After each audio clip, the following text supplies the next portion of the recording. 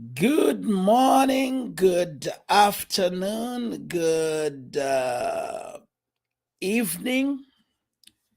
Those that are following me from Twitch and those that are on YouTube, those that are also in class.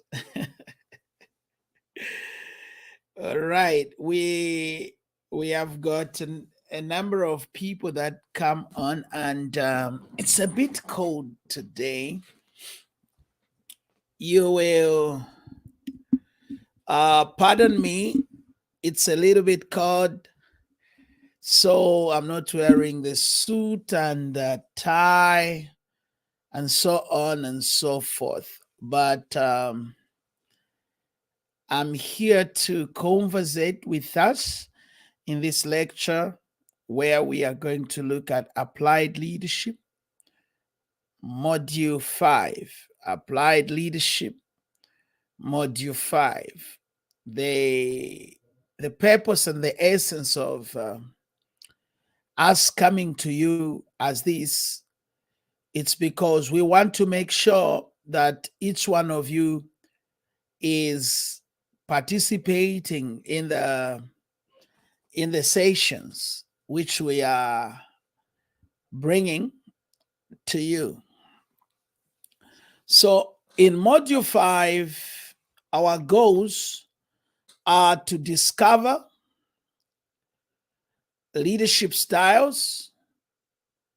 Our goals in module 5 and objectives is to equip the leaders with an understanding of different leadership styles and how these leadership styles affect production and how these leadership styles affect your output and your input in an organization or at a place of work. It is important and imperative for you to understand that most of our leaders, they require a lot of training so that they can be able to appreciate their input. It's one of the things that I've gotten to realize that, oh, by the way, yesterday we celebrated Africa Day, and it all evolves around leadership decisions that were taken in 1963 to form the Organization of African Unity, at that time the OAU. Now, we are not here to give leadership comment, so we are in class. We will not dwell on the issues of is the African Union effective or not? Is the African Union serving the purposes why it was founded or not? We will not dwell on that, but rather we will look at leadership itself, and we want to look at module 5, where we will focus on the styles of leadership and how they can be attained and how you can appreciate them and how you can use them to your own advantage. Thank you very much. Let us go straight into our module 5, where we look at styles of leadership. I've always said this, that every individual, every leader, every manager has a style. A style simply is driven from either the way a person does things, which is a combination of your personal centrics and your personal psychological and organizational behavior. At this particular moment, allow me to quickly state here, there are many famous leaders on the face of the globe who we can refer to, like Mahatma Gandhi, Nelson Mandela, Adolf Hitler, Martin Luther King, Winston Churchill, Steve Jobs, Napoleon Bonaparte, Emmanuel Nkrumah, and many more. The list can go on and on. You can mention leaders in your village. You can mention leaders from your country. I've mentioned a few. We can talk about those that are also in our continent. So you don't have to worry so much about the names that I've just mentioned, because you might begin to say, why have I only mentioned Steve Jobs, Napoleon Bonaparte, and Martin Luther King? It's just simply because I want you to understand that these are global leaders that are the world has been echoing and celebrating in one way or the other. So there can be many ways to lead people as they are leaders. There can be many ways to lead people as there are leaders. Okay. Leadership always plays a vital role in business world, and all businesses required skilled and well-groomed leaders to achieve business goals and objectives. Due to this need,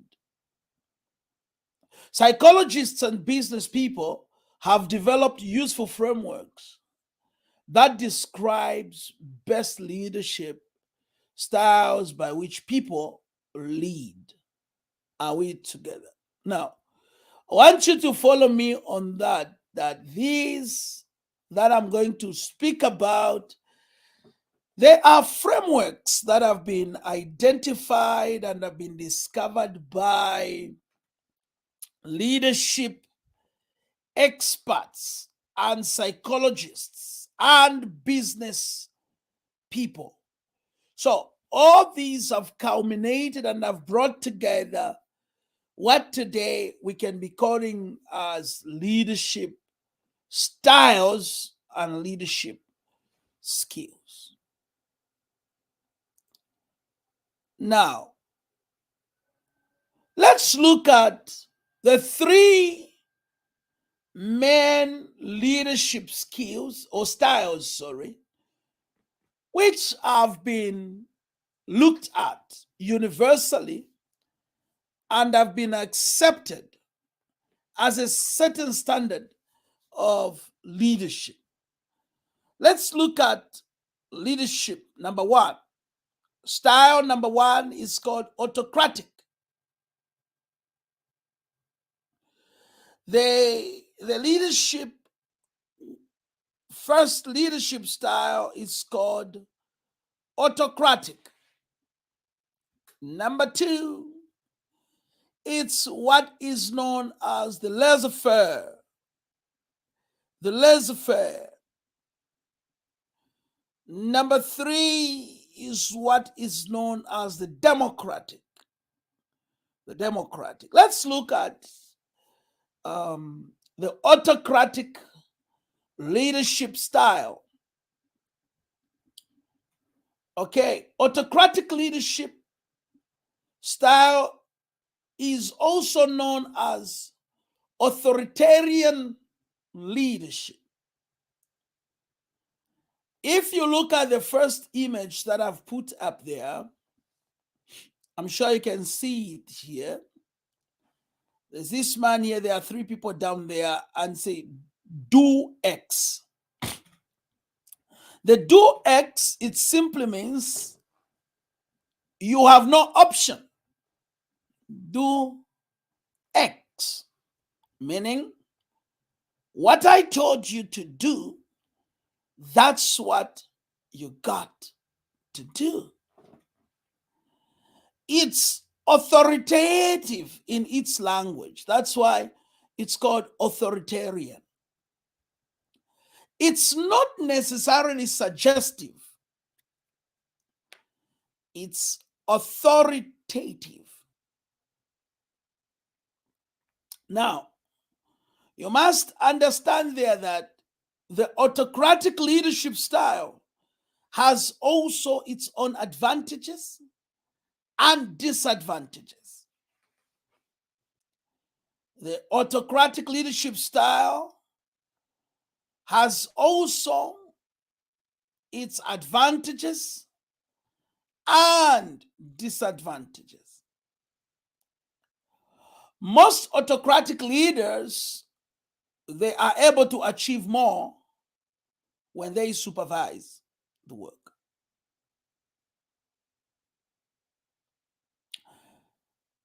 The second one is called the laissez-faire, or let's go to the democratic leadership style. Democratic leadership style. Democratic leadership style is also known as participative leadership. Democratic leadership style is also known as participative leadership style. Maybe I'm a Democrat because I love people to participate. Democratic leadership style is also consultative. You must know that democratic leadership style is very consultative. So when you are dealing with a Democrat, Democrats, they always ask for which is best, X or Y. Which one is the best, X or Y? So it's suggestive. Democratic is suggestive. Which one is X or Y?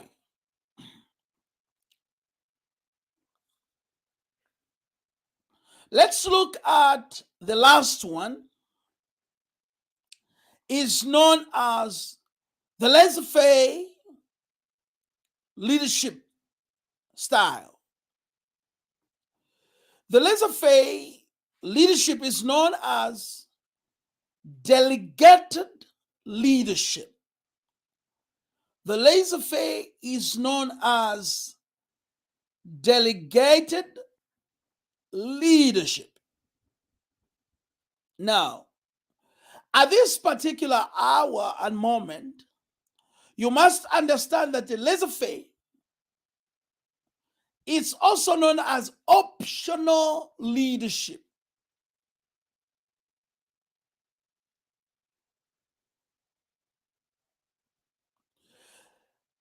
It suggests us this: do X or Y as you see it fit. It says, do X or Y as you see it fit. It gives you suggestions. It suggests for you. Now, we've got leaders. All these are styles of leadership.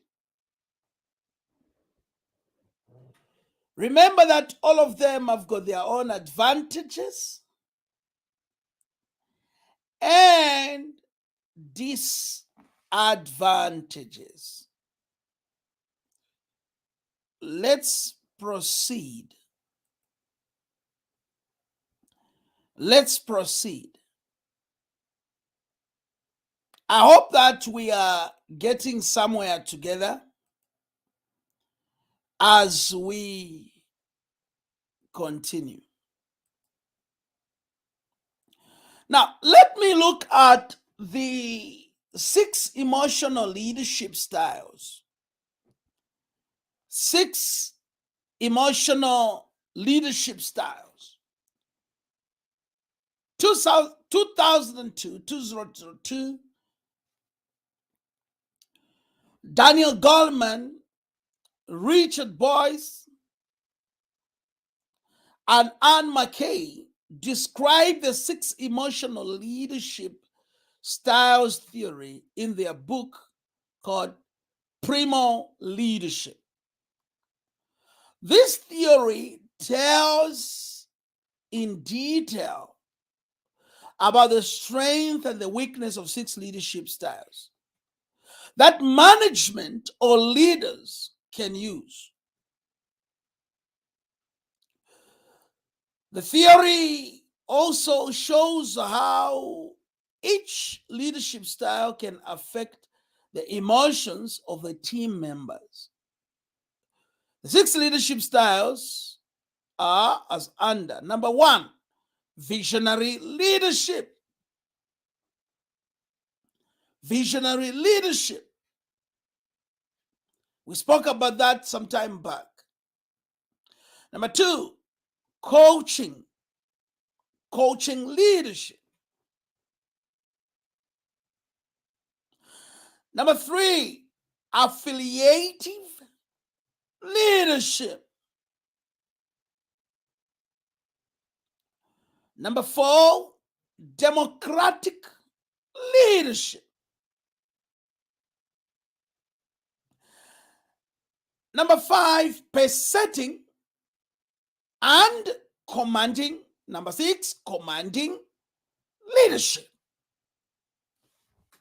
Now, all these 6 leadership can be found and coined in the 3 top leadership styles that I've spoken about: the autocratic, the laissez-faire, the democratic. You can still find a visionary leader who is autocratic or a laissez-faire or a democratic. You can still find a coach, an affiliative teacher, leader, and so on and so forth. So all these can be found.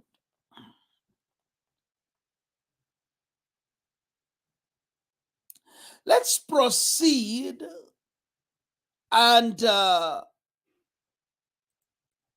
look at the other basic concepts. All right, just pardon me for that. There is something that I need to check.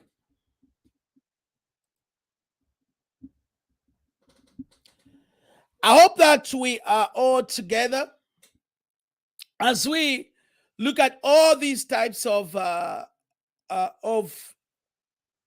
leadership.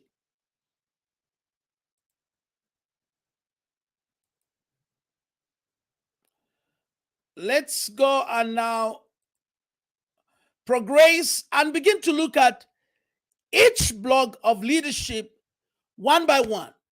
And I want to look at this. Remember, at the beginning, we gave each other examples of those that we call leaders. We spoke about Nelson Mandela, Steve Jobs. We spoke about all kinds of leaders and different types of leaders that we shared. We spoke about Martin Luther King. We spoke about Winston Churchill. We spoke about Bill Gates, Adolf Hitler, and so on and so forth. We have mentioned their names. Now, all these leaders, we need to look at their centrics and styles of leadership.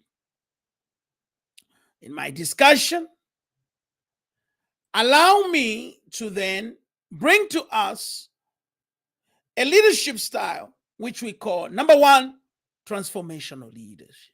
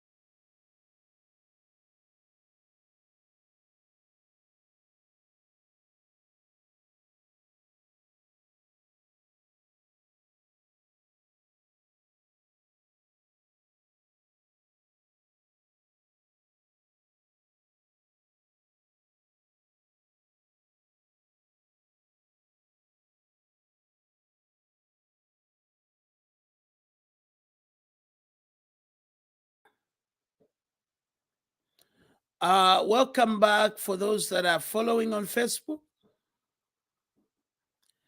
We are having a challenge on the internet, and I think we'll have to repeat the session again at a later stage because the network or the internet seems to be having a problem where they are fixing, after the floods. There is a lot of maintenance that is going on. So let me quickly continue our discussion, therefore, on a subject which we are dealing with right now.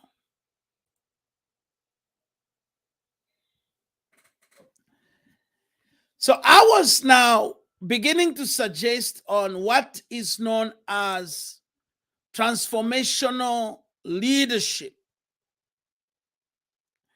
What is then transformational leadership?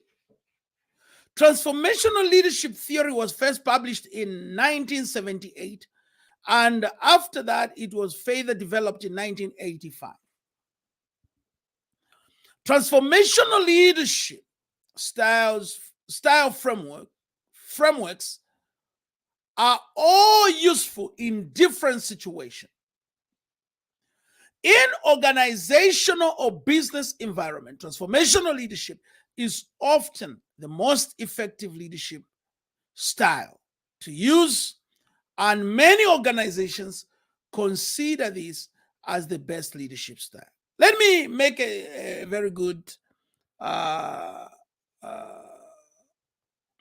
example there.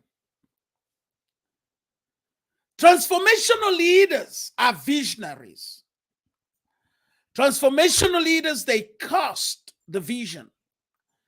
Transformational leaders, they are able to speak the future. The language is futuristic more. Transformational leaders, their passion is to leave a legacy. So I'll give you an example. I gave two examples. I'll give you this example. Nelson Mandela, Martin Luther King Jr. can be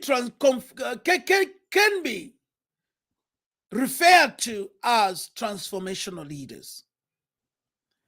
Why? Because Martin Luther, Nelson Mandela, their dream was not for now, but their dream was for the future. You can add the list on that of transformational leaders. Transformational leaders are visionaries. Transformational leaders, they don't easily give up on their dreams. In other words, transformational leaders are dreamers and they are risk takers. So many organizations, when they have a transformational leader on top, the organization really grows. If you have a transformational leader in your country, as your leader or your president, the organization is assured of growth and exponential growth. Let's move forward and look at the next leadership style, which I want you and I to focus on.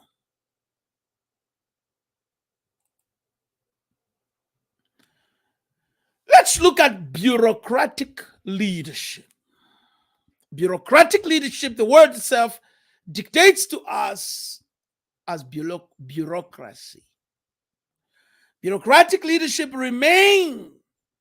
stick to the purpose or objectives and follow rules strictly. Bureaucratic does not easily take risks, but they follow systematic rules of the organization or the institution or the business. Bureaucratic leadership always has this thing say, this is how things are done here. It's called bureaucratic leadership. Bureaucratic leadership usually is good to follow through. They ensure that the team members follow procedures precisely. This leadership style is most weighted for those work which involving serious safety risks, like safety managers in a construction site, like working with heavy machinery, with toxic elements. You need a bureaucratic leader. A bureaucrat. Yeah. A bureaucratic leader, when they buy a cup, I'm giving just an example. When they buy a cup, they make sure they read the manuscript on how to use the cup. We call that bureaucratic leadership. So if you have a bureaucratic leader in the bank, most bankers are supposed to be bureaucratic leaders, because they deal with huge sums of money. And in order for that huge sums of money not to disappear, you must have a bureaucratic leader, because if you have a transformational leader, is capable of transforming that money into something else and multiply that money into something big or something less. Okay, I'm just saying.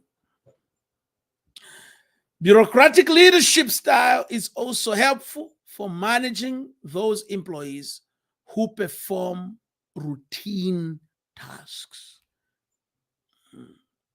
Bureaucratic leaders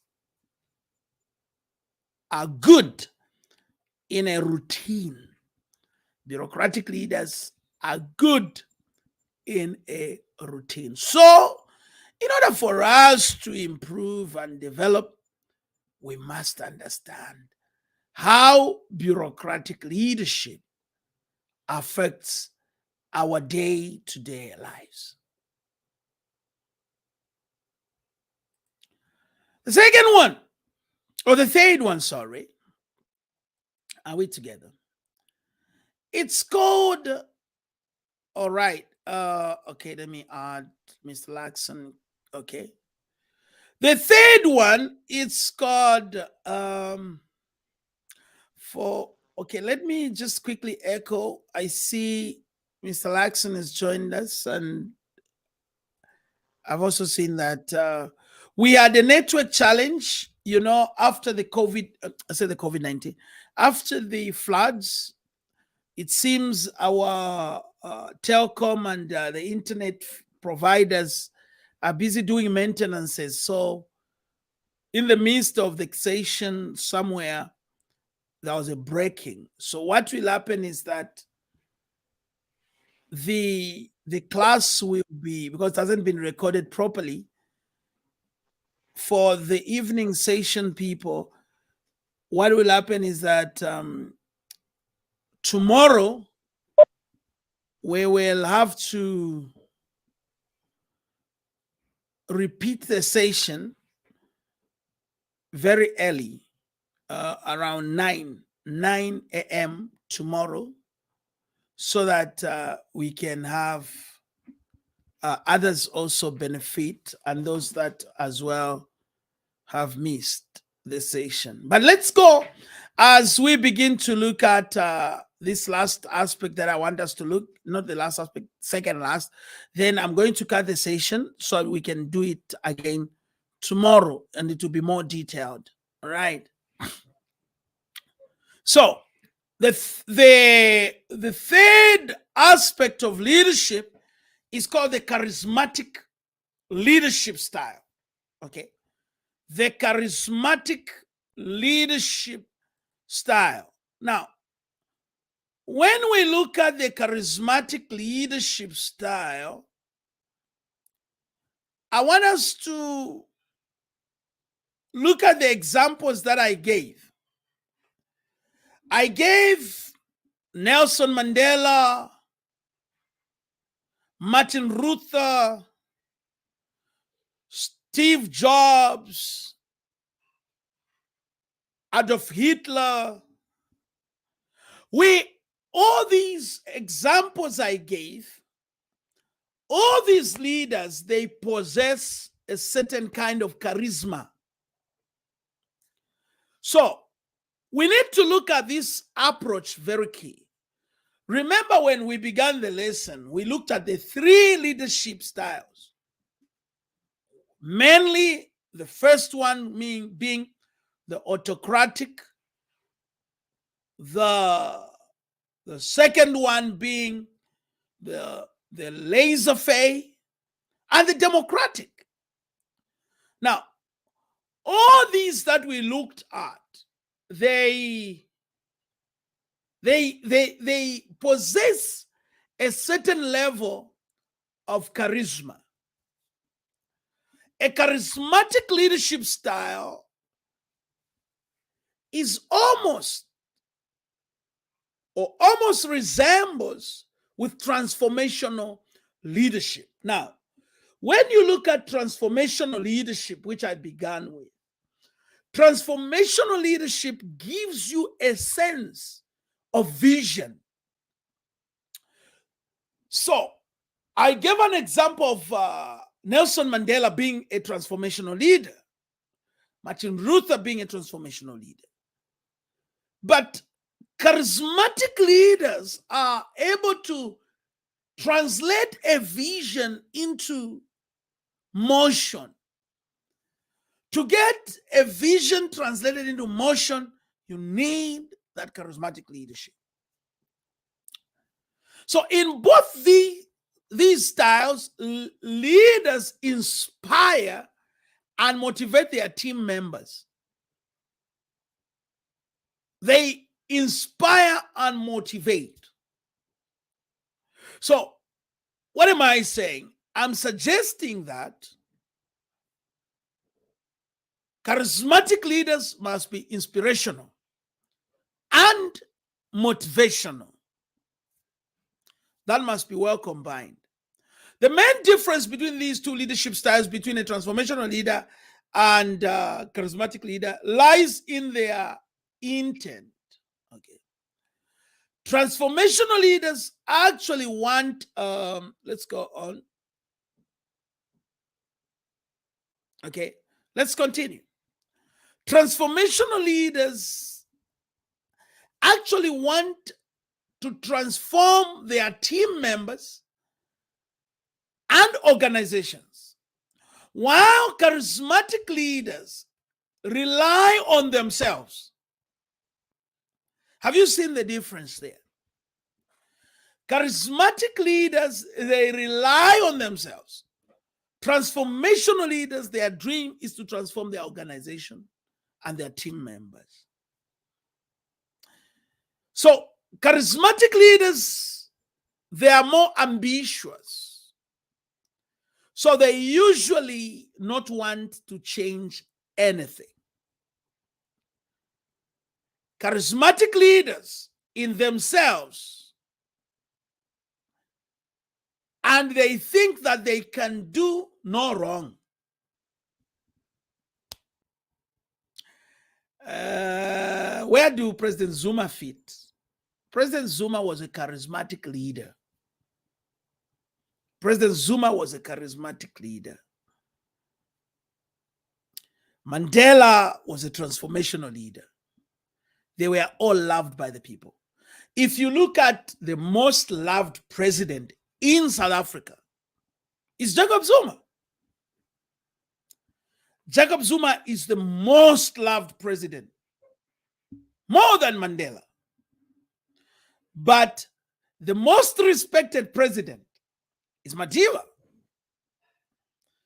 The most respected president, it's Madiba. If you look at Madiba, is the most respected president globally in South Africa, from South Africa. In South Africa, the most charismatic leader is Jacob Zuma. So when you look at a charismatic leader is always loved. Why? Because he's able to motivate, inspire. But by the end of the day, he's got self-ambition. Okay? Charismatic leaders believe in themselves and they think that they can do no wrong. This feeling is invincibility can severely damage a project team or a company. As this happened in 2008 financial crisis during the time of the recession, we saw this, that many companies were collapsing in the time of the recession. Now, let me quickly highlight something from there. Let me highlight something. Let's go back to class and let me highlight this. Now, I've seen that most students are having a challenge with network.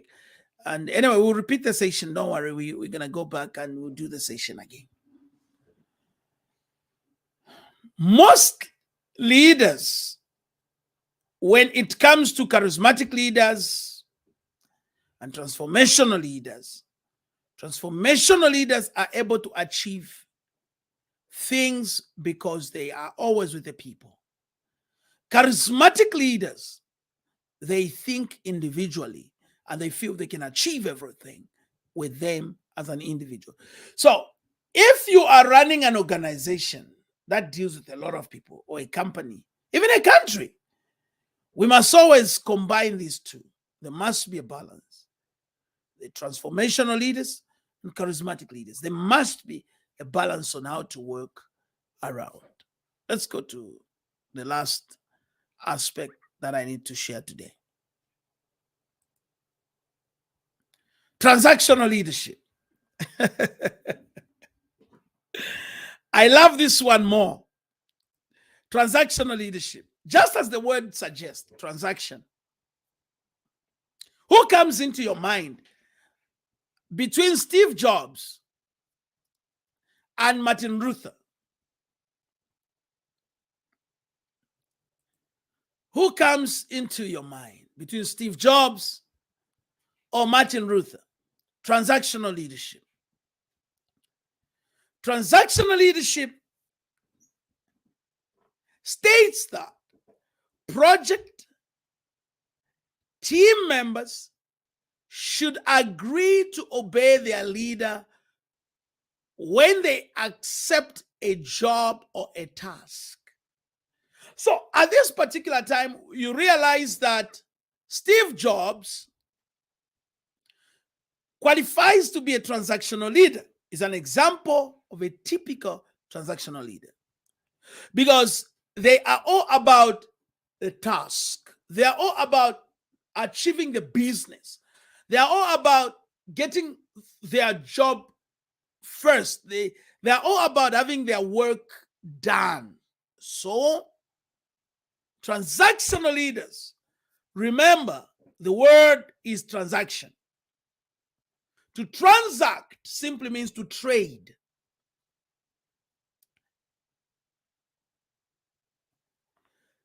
This actually refers to organizational pay for team members in return for their effort.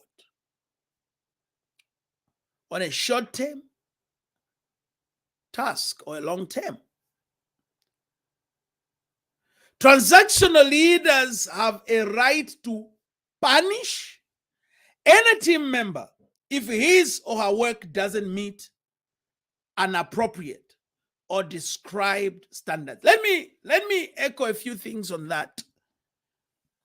When it comes to transactional leaders. I've got one of my leaders that I respect so much.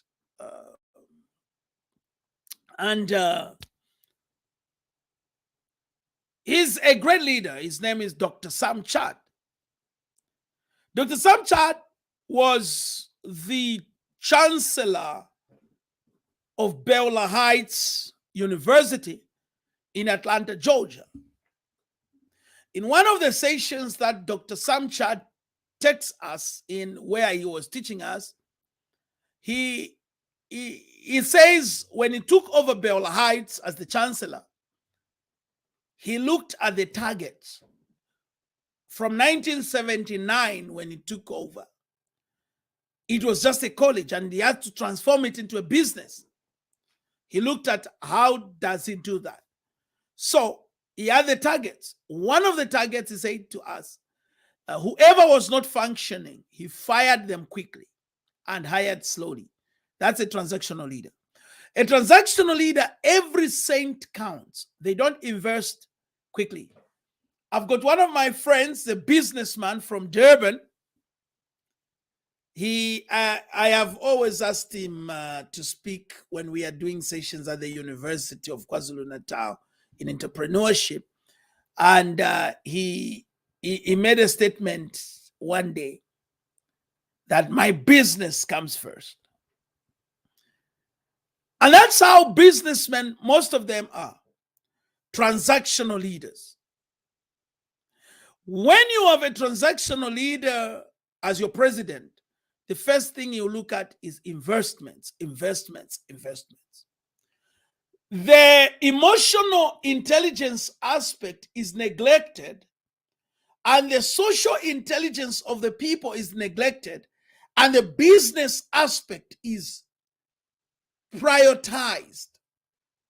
So when we have most leaders in our organizations and our companies as transactional leaders, you will achieve a lot of results, but your country or your organization or your company will not move fast as you want it to, because it will be looking at the transactions on how they're being done. It's called transactional leadership. That is why when you look at Bill Gates is the founder of Microsoft. But when you look at Bill Gates, you have seen how Bill Gates has evolved. Right now, Bill Gates is involved in vaccines and businesses that are totally different from IT. Why? Because he looks for where the money is, where he can get a second cent on top of what he has. That is considered as transactional leadership. When you look at Madiba looked at what the South African people can achieve. So Madiba is a transformational leader, and then Steve Jobs is a transactional leader. Guys, tomorrow I will get back to do the whole overview of the leadership styles and your personality style. So tomorrow I will ask each one of you to come back, because we had an internet challenge here. And for this reason, allow me to say that in this 1 hour that we have been together, tomorrow we will move on. But we will add the last part, where we are going to look at transactional leadership versus, transformational leadership. Then you yourself, you are going to see yourself, are you a transformational leader or are you a transactional leader? Then we are going to look at who makes better leaders or better managers. Is it a transactional leader or a transformational leader? So we are going to look at transactional leadership versus transformational leadership. Then we'll look at managers as transactional leaders and managers as transformational leaders. So we'll look at that tomorrow. Please, the time has moved for tomorrow's session to a morning time of 9 a.m. South African time, which is 9 o'clock South African time, because we have had a challenge on our students on Twitch and other platforms who could not really log on, because the problem was on our side, that there is maintenance that has been going on from my office side, where after the floods, they are busy fixing the internet and so on and so forth. So thank you very much for those that joined us. I see about 4 students who are in have, I think, had the challenge. Mr. Laxon, thank you for coming back in the for your communication. No, thank you so much, Doc. Yeah. So please remember, tomorrow we have moved so we can do a cover up because of the problem that we have had here. I'm trying to finish it tomorrow because next week you have a different tutor. So I want to make sure that I've done my part unless otherwise. Thank you.